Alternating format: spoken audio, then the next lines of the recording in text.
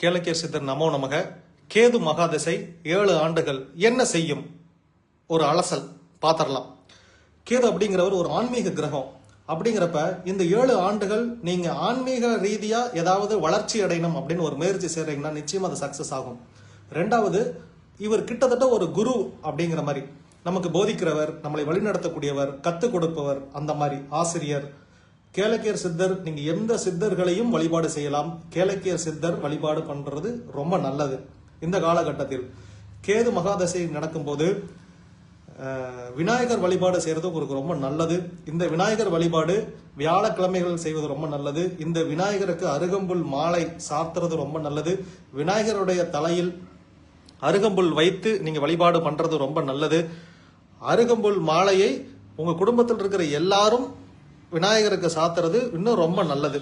ஏன்னா ஒருத்தங்க கேதுல மாட்டிட்டீங்கனாலே உங்க குடும்பத்தையே இது ஆட்டி படைக்கும்.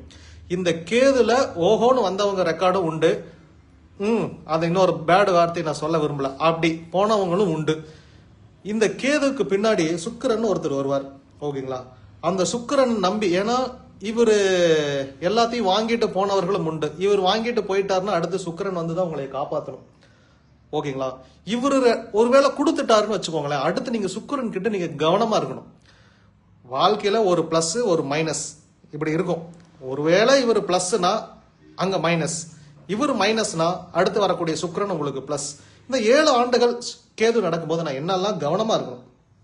முதல்ல இப்ப நான் ஒரு பிசினஸ் பண்ணிக்கிட்டு இருக்கிறேன், அடுத்து ஒரு ஆன்மீகத்துல என்னை கூப்பிடுறாங்க, நான் ஆன்மீகத்துல போலாமா? போலாம்.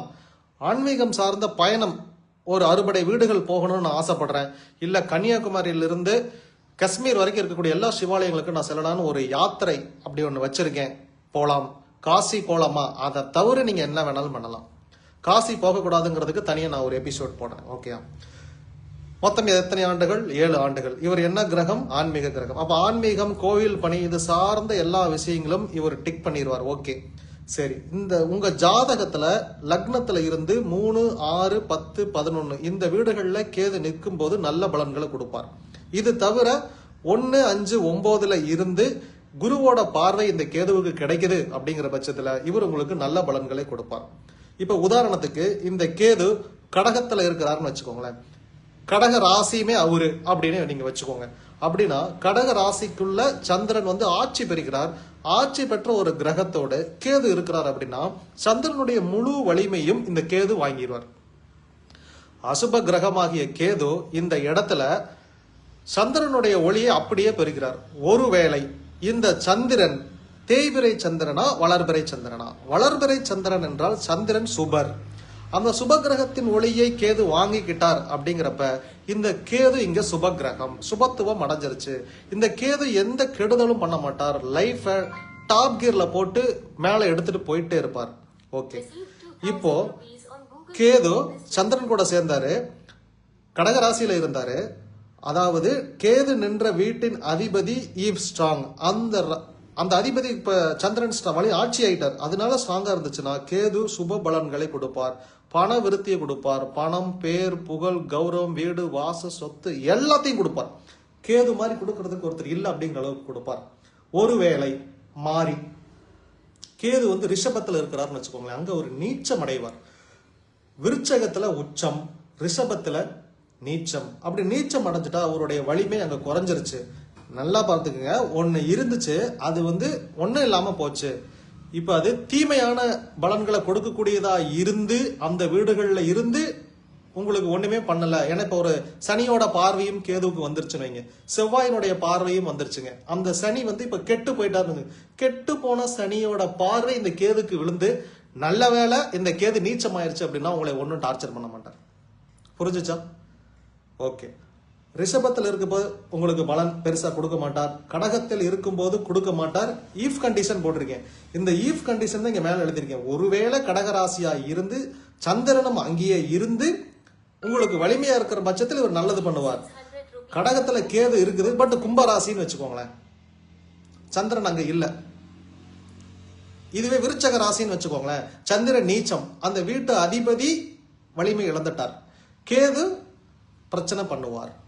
சிம்மத்தில் இருந்தாலும் பிரச்சனை, கும்பத்தில் இருந்தாலும் பிரச்சனை, இந்த கேது கிரகத்தை பாவ கிரகம் பார்த்தால் பிரச்சனை, சுப கிரகம் பார்த்தால் பிரச்சனை இல்லை.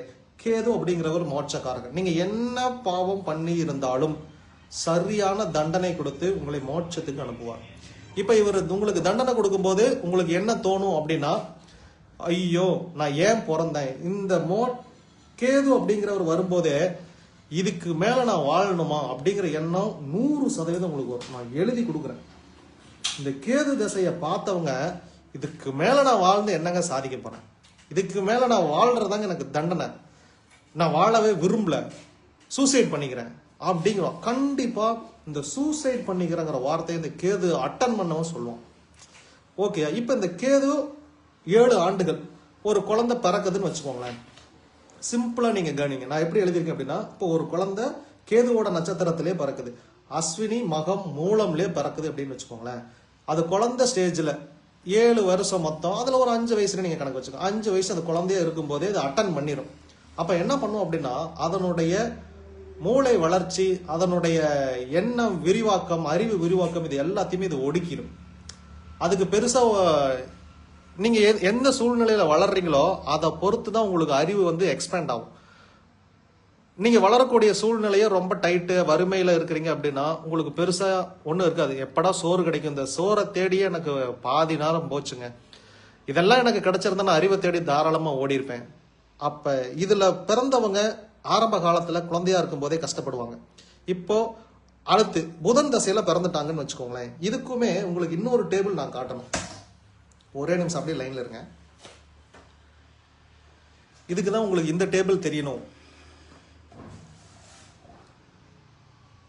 ஒரே நிமிஷம். இப்போ இந்த புதன் முடிஞ்சு அடுத்து என்ன தசை வரும் தெரியுதா? இப்பதான் தெரியுது.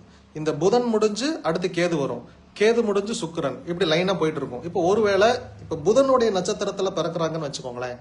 இந்த புதன் தசை 17 வயசு வரைக்கும் இருக்கும். ஓகேங்களா? 0ல இருந்து 17 வயசு வரைக்கும் உங்களுக்கு புதன் தசை.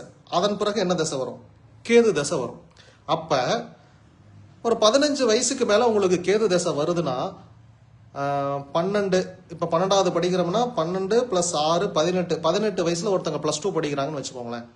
இப்ப இவங்களுக்கு கரெக்டா இவங்க அது என்ன சொல்றது, யங்ஸ்டர் ஸ்டேஜ்ல வரும்போது இவங்களுக்கு கேது ஆரம்பிச்சிடும், வாழ்க்கையை ஒடுக்கிடும். அது வரைக்கும் 10th சூப்பர் மார்க், +2ல சூப்பர் மார்க், காலேஜ் கிடைக்காது.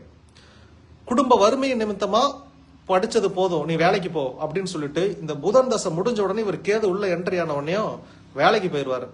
அழுவார், நல்லா படிச்சனே, 450 மார்க் வாங்கிட்டு கேவலம் இங்க வந்து இப்படி அட்டைப்பேட்டையை மடிச்சுக்கிட்டு இருக்கிறேன், கஷ்டப்படுவார்.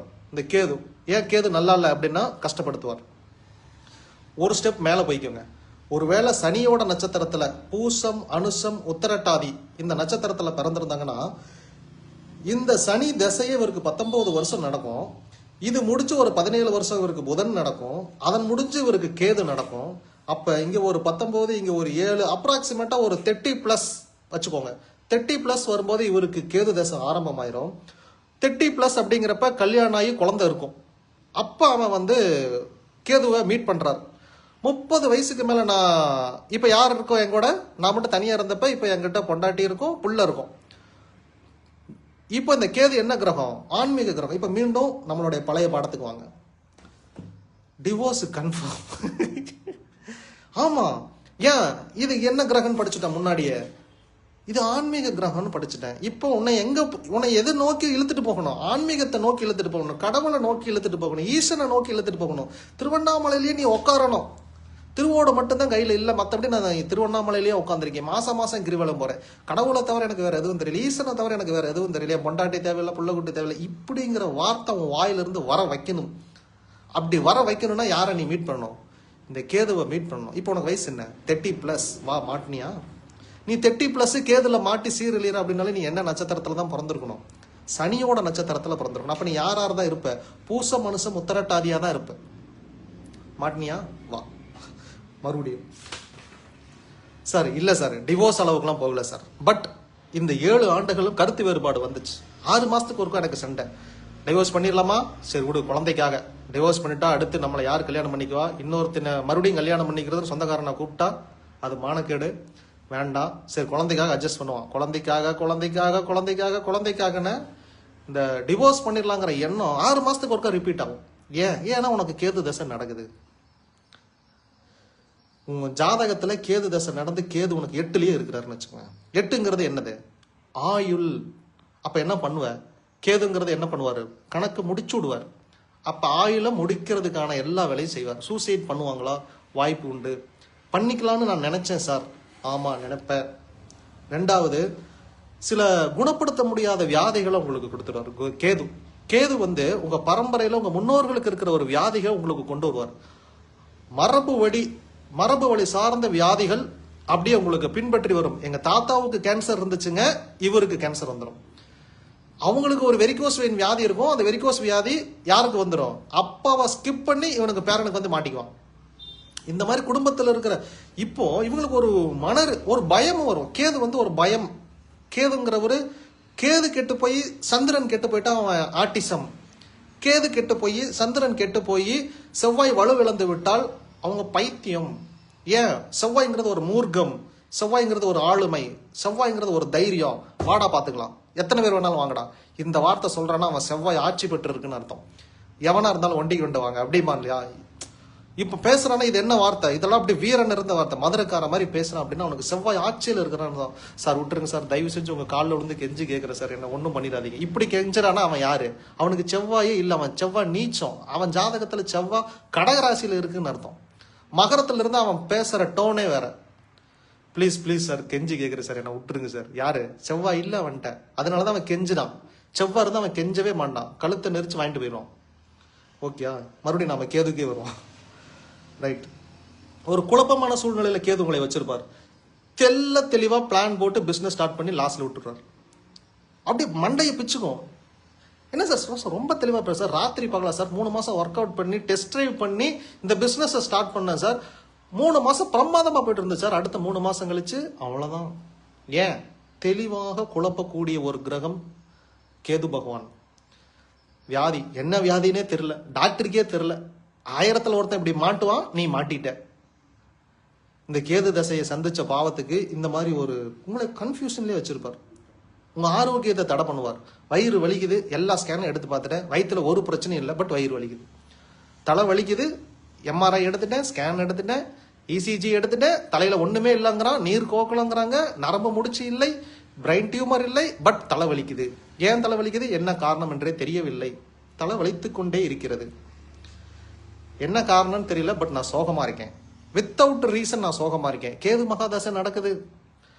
வித்தவுட் ரீசன் நான் சம்பாதிக்கிற பணம் எங்க போகுதுன்னே தெரியல சார். நல்லா சம்பாதிக்கிறேன், மாசம் 50,000 சம்பாதிக்கிறேன், பட் மந்த் எண்ட் கடன் வாங்குறேன். என்ன ஆச்சு? என்ன ஆச்சுன்னே தெரியல. எங்க போகுதுன்னு தெரியல, என்ன வியாதினே தெரியல. உங்க அறிவுக்கு அப்பாற்பட்ட ஒரு விஷயம் இங்க உங்களை அடிச்சு வாங்குது அப்படின்னா கேது நடக்குது அப்படின்னு அர்த்தம். இதுவே நீங்க இன்னும் ஒரு ஸ்டேஜ் அப்படிங்க வாங்க. குருவினுடைய நட்சத்திரத்துல பிறந்தவர்கள், புனர்பூசம், விசாகம், பூரட்டாதி அப்படின்னா உனக்கு வயசு என்னன்னு அர்த்தம்? 40+ அப்படின்னா. இந்த நட்சத்திரத்துல பிறந்து நீங்க கேதுவை மீட் பண்றீங்க அப்படின்னா உங்களுக்கு 40+ ஏஜ் ஆயிருச்சு அப்படின்னு அர்த்தம். இதை தாண்டி இந்த கேதுங்கிறவர் என்ன பண்ணுவார்னா உங்க வயிறு சார்ந்த பிரச்சனைகளை ஏற்படுத்துவார். வயிற்று பகுதியில் ஸ்டமக் அப்செட், அந்த ஒட்டுக்குடல், கல்லீரல், சில பேருக்கு பார்த்தீங்கன்னா இந்த குடலை திரிகிரும். கேது தான் காரணம். இதெல்லாம் ரேர். கிட்டத்தட்ட 1,00,000 பேருக்கு ஒருத்தன் இந்த வியாதியில மாட்டுவான். என்ன ஆகும் அப்படின்னா தொண்டைக்குழியிலிருந்து இறப்பைக்கு வரணும் இல்லையா, இந்த நடு பகுதியில் இந்த குடல் ட்விஸ்ட் ஆயிரும். இப்போ ட்விஸ்ட் ஆயிருச்சு அப்படின்னா இன்னும் இதான் உங்களுக்கு எக்ஸாக்டா சொல்லணுமா, இந்த கேது 0 டிகிரியில் இருக்கிறாருன்னு அர்த்தம். இந்த கேது 0 டிகிரியில் இருந்துட்டாருன்னா உனக்கு குடல் திரிகிரும். இந்த குடல் திரிகிருச்சுன்னா என்ன பண்ணும் அப்படின்னா வாயில், இப்போ இதை தலைன்னு வச்சுக்கோங்க, இது தலை, இங்க இறைப்பை அப்படின்னு இருக்கு. நீ இங்க வாய் வழியா போடுற சாப்பாடு எல்லாமே எங்க வரணும்? இங்க இறைப்பைக்கு வரணும், பட் வரல. இங்க நடுவால குடல் ட்விஸ்ட் ஆயிருச்சு. இப்ப என்ன ஆகும்? உள்ள போட்ட உணவு வயிறுக்கு வராது. வயிறுக்கு வரல அப்படின்னா என்ன ஆகும்? மீதி வாமிட் வரணும். இப்ப உள்ள போடுவா வாமிட் ஆகும், உள்ள போடுவா வாமிட் ஆகும். ஏன்? கேது 0 டிகிரி போயிட்டாரு, கேது வலுவிழந்துட்டாரு, கேது சனியை பார்த்துட்டாரு, இல்லைன்னா செவ்வாய் இந்த கேதுவை பார்த்துட்டாரு. ஒரு துஷ்ட பலத்தை இவங்களுக்கு கொடுத்துட்டாங்க. அதனால உனக்கு என்னாச்சு? குடல் திரிகிருச்சு, வயிறு ஸ்டமக் அப்செட், என்ன போட்டாலும் வாமிட் வருது. டாக்டர் ஒன்னே ஒன்று சொன்னார், என்னன்னா சார் இங்கிருந்து கனெக்ஷன் வருதா, இங்கிருந்து கனெக்ஷன் வருதா, இங்கே தானே உங்களுக்கு சிக்கு போட்டிருக்கு, இங்கேயும் வெட்டிடுறேன் அங்கேயும் வெட்டிடுறேன், ரெண்டையும் வெட்டி டபக்குன்னு ஒரு அது என்னமோ பிவிசி ஜாயின் பண்ணுறதுக்கு ஒரு வார்த்தை சொல்லுவாங்க, அந்த மாதிரி ஒரு கப்ளிங் போட்டு ஜாயின் பண்ணி விட்டுறேன் அப்படின்னு டாக்டர் சொல்லுவார். இந்த ஆப்ரேஷன் பண்ணவங்களாம் உண்டு. பட் இதை மூளை எப்படி எடுத்துக்கும்?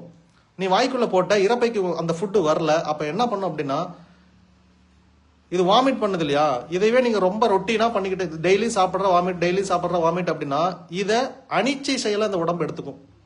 இந்த ஆபரேஷன் பண்ணி இந்த ரூட்டை நீங்க கிளியர் பண்ணிட்டாலும் அடுத்து நீங்க சாப்பிடக்கூடிய உணவு என்ன ஆகும்? சாப்பிட்டு இங்க போறதுக்குள்ள ரூட் இருக்கு, பட் பழைய ரெக்கார்டு என்ன, உள்ள போட்டாலே வாமிட் பண்ணணுங்கிறது தான் அதிக டேட்டாவா இந்த பிரெயின்ல இருக்கிறங்காட்டி உள்ள போட்டாலே உனக்கு வாமிட் வந்துடும். ஆபரேஷன் பண்ணியும் சில பேருக்கு இந்த பிரச்சனை சரியாகாது. ஏன்? இந்த டேட்டா அனிச்சை செயலாக கன்வெர்ட் செய்யப்பட்டது. மூளையில் செயல்பட வேண்டிய இந்த ரியாக்ஷன் ஆக்ஷன் எல்லாமே தண்டுவடத்தின் உதவியால் நடைபெறுகிறது.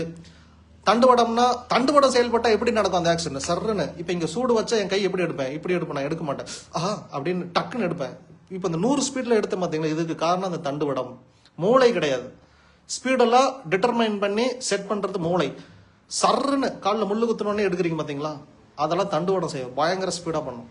அதனால இந்த வியாதியை குணப்படுத்த முடியாது, இது என்னன்னே கண்டுபிடிக்க முடியாது, எக்ஸ்ட்ரீம் லெவலுக்கு இழுத்துட்டு போவார். அதுக்கு காரணம் யாரு? அதே மாதிரி கேது ஆன்மீக கிரகம். ஆன்மீக கிரகம் இருக்கும்போது லவ் செட் ஆகுமா? ஆகாது. நல்ல லவ் சார், 6 வருஷம் லவ் பண்ணோம், விட்டுட்டு போயிட்டாங்க. கேதுவா? ஆமா சார், கேது உள்ள வர்றது. அதாவது சார் கேது தசையை எனக்கு ஆரம்பிக்கல, இன்னும் 3 மாசம் கழிச்சுதான் ஆரம்பிக்குது. கல்யாணம் பண்ணிக்கலாம்னு இருந்தோம், விட்டு போயிட்டாங்க சார், என்னை விட நல்லதா கிடைச்சிச்சு, பெட்டர் லைஃப் சூஸ் பண்ணிட்டு போயிட்டாங்க. ஒன்றும் பண்ண முடியாது. கேது, நான் கல்யாணம் பண்ணிக்கலான்னு இருந்தேன் சார், காத்திருந்தவன் பொண்டாட்டியை நேற்று வந்தவன், அப்படிதான், ஒன்றுமே பண்ண முடியாது. சரி, இந்த கேதுவை விட்டுருங்க சார். சார் கேது இந்த 7 ஆண்டுகள், அடுத்து இந்த கேதுல இந்த புத்தி எல்லாம் வரும் இல்லையா, கேதுல சுக்கிரனுக்கு அப்புறம் சூரியனுக்கு அப்புறம் சந்திரன், செவ்வாய், ராகு, குரு, சனி, இவங்கெல்லாம் என்னதான் பண்ணுவாங்க சார்? இவங்களாவது நல்லது பண்ணுவாங்களா? இவங்களும் உங்க ஜாதகத்துல நல்லா இருந்தா நல்லது பண்ணுவாங்க. சரி, கேது தான் அப்படி போச்சு. கேதுல சுக்கிரன் அடுத்து வாங்க சார், நல்லா இருப்பாரா அப்படின்னு கேட்டா, இவர் யாரு? களத்திர காரகன் சுக்கிரன் அப்படிங்கிறவர். அப்ப என்ன பண்ணுவார்? திருமணம் பண்ணி வைப்பார். 2வது சுக்கிரன்கிறவர் சுபகிரகம் தான்.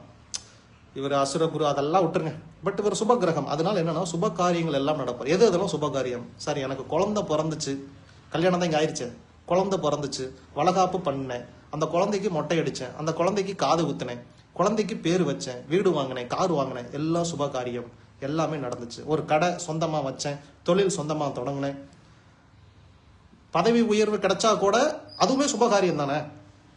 வேலை கிடைக்கலன்னு ஃபீல் பண்றப்ப, பதவி கிடைச்சா சந்தோஷப்படுறப்ப, இது சுபகாரியம். திடீர் அதிர்ஷ்டம், திடீர்னு ஒரு ஜாக்பாட் அடிச்சிச்சு சார், என் வாழ்க்கை மாறிடுச்சு. யாரு? கேதுல சுக்கிரன் கொடுப்பார். 2வது பூர்வீக சொத்துக்கள் உங்களை தேடி வரும். வராதுன்னு இருந்தேன், அவ்வளவுதான், அந்த சொத்தெல்லாம் முடிஞ்சிச்சு. என் மாமங்காரனே எல்லாமே ஆட்டையை போட்டு வச்சிருந்தான், அவன் தான் இத்தனை வருஷமா யூஸ் பண்ணிட்டு இருந்தான் சார், என்னன்னு தெரியல, திடீர்னு வந்து எனக்கு சேர வேண்டிய பங்கு எனக்கு கொடுத்துட்டான். திடீர் அதிர்ஷ்டம் யார் கொடுத்தா? கேதுல சுக்கிரன் கொடுத்தார். இப்ப கேதுல சூரியன், அடுத்து இந்த சுக்கிரன் முடிஞ்சு சூரிய புத்தி உங்களுக்கு ஸ்டார்ட் ஆகும்.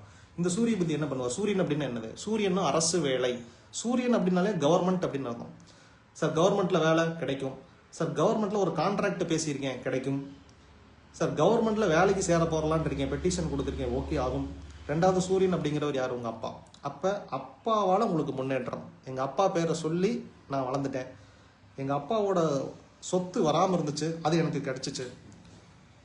இந்த மாதிரி எக்கச்சக்கமான ப்ரிடிக்ஷன், எக்கச்சக்கமானது. இதெல்லாம் எதனால கிடைக்கும் அப்படின்னா சூரியன் கேதுவு கூட சூரியன் சேர்ந்ததால நடக்கும்.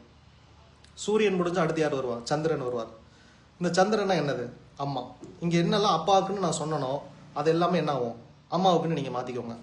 2வது இந்த கேது அப்படிங்கிறவர் ஒரு மனோகாரகன் நீங்க வச்சுக்கோங்க. அப்ப மன உறுதி கிடைக்கும், உங்களுக்கு எடுத்த காரியங்களில் வெற்றி கிடைக்கும், நகைகள், வீடு, வாகனம், இது எல்லாமே கிடைக்கும். 2வது சந்திரன் அப்படிங்கிறவர் நீர். அப்ப நீர் சார்ந்த போர் போடுவீங்க. இப்பதான் கேமரால தெரியுது, போர் போடுறேன், போர்ல தண்ணி வந்துச்சு. இதெல்லாம் எப்போ? கேது தசையில சந்திர புத்தி வரும்போது இதெல்லாம் நடக்கும். கேது நல்லா, அதாவது கேதுல சந்திரன் நல்லா இருக்கும் போது இப்ப நான் சொன்னதெல்லாம். இப்ப இதே சந்திரன் கெட்டு போயிட்டாருன்னு வச்சுக்கோங்களேன், சந்திரன்கிறவர் மனோகாரகன். அப்ப என்ன ஆகும்? பைத்தியம் பிடிக்கும், போர் போடுவீங்க, தண்ணி வராது, உங்க அம்மாவுக்கு ஏதாவது உடல்நல குறைபாடு வரும், அம்மா கிட்ட இருந்து வர சொத்து வர மாதிரி இருந்திருக்கும், வராது, அப்படியே மைனஸ். நான் சொன்னதெல்லாம் அப்படியே மைனஸ்ல போடுறேன், எதிர்ச்சொல் எழுதிக்கோங்க. இப்ப சந்திரன் முடிஞ்சு கேதுல எழுதியிருக்கேன், கேது தசையில சந்திர புத்தி முடிஞ்சு அடுத்து யார் வருவார்? செவ்வாய். இந்த செவ்வாய்னாலே என்னது? செவ்வாய்னாலே லேண்டு, செவ்வாய்னா முருகன், செவ்வாய்னா மலை, செவ்வாய்னா ரெட்டு, ரெட்டுனா சிவப்பு, சிவப்புனா ரத்தம், ரத்தம்னா ரத்தம் சார்ந்த வியாதிகள்.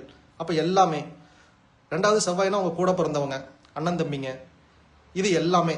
அப்ப இதெல்லாமே நடக்கும் சார். எங்க அண்ணனுக்கு கல்யாணம் நடக்கும், அண்ணனுக்கு வேலை, அண்ணனோட பிசினஸ், அண்ணனோட எல்லாமே, சகலம் உங்களுக்கு உடன் பிறந்தவர்கள் எல்லாமே.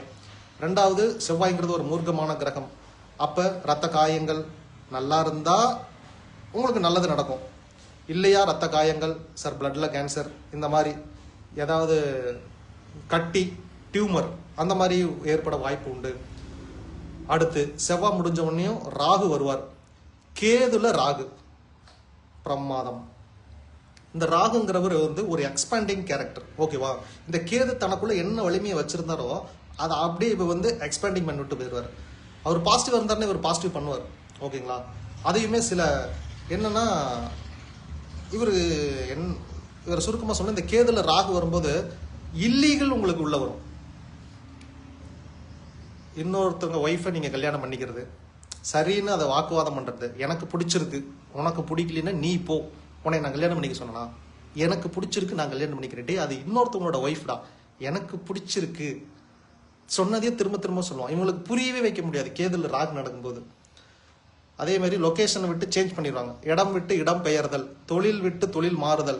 பூனேல இருந்து தமிழ்நாடு டிரான்ஸ்ஃபர் ஆவாங்க, தமிழ்நாட்டில இருந்து பூனே டிரான்ஸ்ஃபர் ஆவாங்க, வெளிநாடு போவாங்க. இந்த மாதிரி எல்லாமே அடிக்ட் ஆகுறது, ஏதாவது ஒரு தீய பழக்கங்களுக்கு அடிக்ட் ஆகி அப்படியே இதே போறது. அடுத்து கேதுல குருன்னு வச்சுக்கோங்க, ராகு முடிஞ்சு குரு. குருனாலே நமக்கு எல்லாமே தெரியும், குருனாலே பணம். அப்ப பணம் விருத்தி ஏற்படும், தொழில் விருத்தி ஏற்படும், மகிழ்ச்சி ஏற்படும், சந்தோஷம் ஏற்படும், இது எல்லாமே வரும். குரு பலமாக இருந்தால், குரு ஆட்சி பெற்றிருந்தால், குரு சுபத்துவத்திலேயே இருந்திருந்தால், அந்த குரு பாவர்களால் பார்க்கப்படாமல் இருந்தால், குரு ஆட்சி வீட்டில் இருந்தால், குரு உச்சம் பெற்றிருந்தால் நன்மையான பலன்களை கொடுப்பார். இதுவே அப்படியே உள்டவா, அந்த குருவுமே உங்களுக்கு ஒத்துழைப்பு கொடுக்கலன்னா, குருனா பணம், அப்ப பணம் மதிப்பு இழப்பு ஏற்படும், லாஸ் வரும், திடீர் விபத்துக்கள் ஏற்படும். கவர்மெண்ட்ல இருந்து வந்துட்டு இருந்துக்கிற அந்த ஸ்ட்ரைக் ஃபண்டு கூட கட் ஆகும், பிஎஃப் பணம் கட் ஆகும். ஏன்? குருனா யாரு? குருனா பணம். இந்த குரு முடிஞ்சு அடுத்து சனி வர்றதுன்னு வச்சுங்க, சனி பலமாக இருந்தால் ஒரு இரும்பு சார்ந்த தொழில் நீங்க பண்ணுவீங்க, பழைய காயலாங்கடை பிசினஸ் பண்ணலாம். பழசு நீங்க எது வாங்கினாலும் அது உங்களுக்கு சக்சஸா கொடுக்கும். நீங்க என்ன பழசு பண்ணாலும் சரி அது உங்களுக்கு கொடுக்கும். எந்த பொருளும் ரிப்பேர் ஆகாது. சனி நன்றாக இருந்தால் எந்த பொருளும் உங்களுக்கு ரிப்பேர் ஆகாது. எவ்வளோ மோசமான இன்ஜினை தவிர மீது எதுவுமே அந்த வண்டியில் உருப்படியே இல்லைங்க, ஆனாலும் அந்த வண்டி ஓடும். அதுக்கு காரணம் சனி பகவான் நல்லா இருக்கிறாருன்னு அர்த்தம். உடல்நிலை, சனி தொழில்காரகன், சனி ஆயுள்காரகன். அதனால இந்த தொழில், ஆயுள், உடல் சார்ந்த ஆரோக்கியமான விஷயங்கள் இது எல்லாம் உங்களுக்கு நடக்கிறது. அடுத்து சனியில் முடிஞ்சு புதன் வராருன்னு வச்சுக்கோங்களேன். இந்த புதன் அப்படிங்கிறவர் ஒரு படிப்புக்கான கிரகம். கேதுல புதன், புதன் படிப்புக்கான கிரகம், கேது ஆன்மீக கிரகம். ஆன்மீகம் சார்ந்த ஒரு படிப்பு படிக்கிறீங்க, படிக்கலாம். ஜோதிடர் ஆகணும்னு ஆசைப்பட்டேன், படிங்க. ஜோதிடத்துல பிஹெச்டி பண்ணணும்னு எனக்கு ஆசை, பண்ணலாம். சமய சாஸ்திரங்கள் கத்துக்கணும் அப்படின்னு ஆசை, புரோகிதம் பண்ணணும்னு ஆசை, மந்திரங்கள் கத்துக்கணும் அப்படின்னு ஆசை, ஒரு மிகச்சிறந்த புரோகிதரா மாறணும்னு ஆசை, பண்ணலாம். மந்திரத்தை உச்சாடம் செஞ்சுக்கிட்டே இருக்கணும், நல்லது, பண்ணலாம். நீங்க என்ன வேணாலும் பண்ணலாம். நான் பிபிஏ படிச்சிருக்கேன், எம்பிஏ படிக்கணும், கரஸ்ல பண்ணலான் இருக்கேன், கேது ஒத்துழைப்பு கொடுப்பார். புதன் வந்துட்டார் இல்லையா, படிப்புக்கான கிரகம் கொடுப்பார்.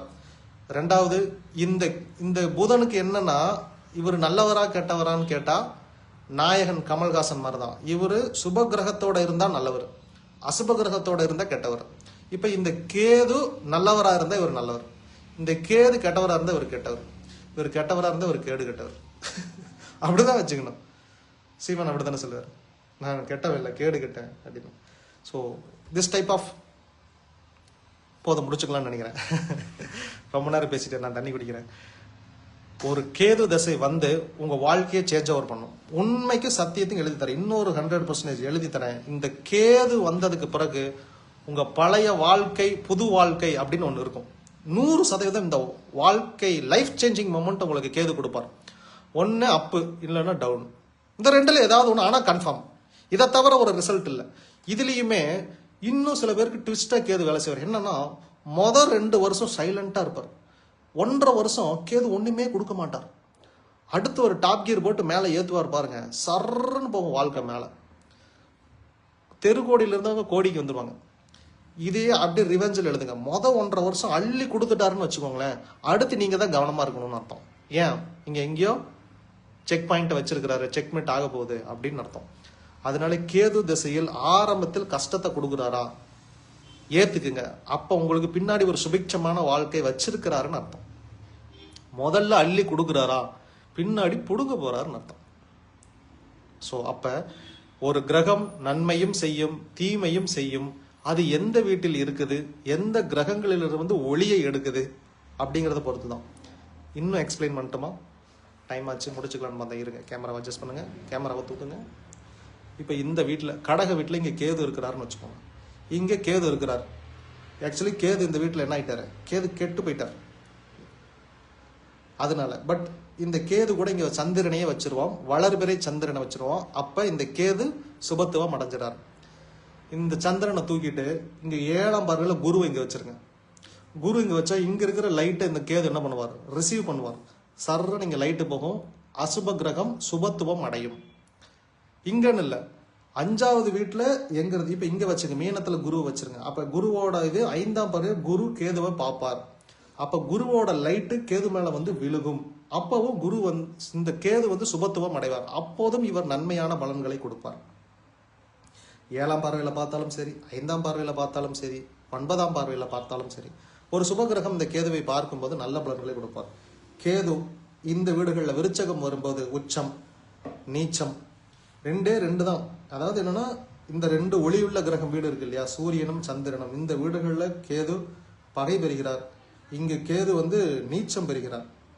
இதை தவிர கும்பத்தில் இவர் பகை பெறுகிறார். இந்த 4 வீடு தான், கடகம் சிம்மம் கும்பம் ரிஷபம். இங்கே கூட ஒரு நீச்சம் தான், அதை கூட உங்களுக்கு ஒன்றும் பெருசாக பண்ண மாட்டார். நீங்கள் ஆன்மீகத்தை தேடி போவீங்க. பட் இந்த 3 தான், கும்பம் கடகம் சிம்மம் இருந்தால் துவச்சு துவம்சம் பண்ணுவார் கேது 7 ஆண்டுகள். அதுவும் நீங்க கேதுவோட நட்சத்திரங்கள்ல பிறந்திருந்தா ஃபர்ஸ்ட் ஆப்ஷன்லயே, ஃபர்ஸ்ட் போர்ஷன்லயே உங்களுக்கு கேதுவை நீங்க சந்திச்சிட்டீங்க.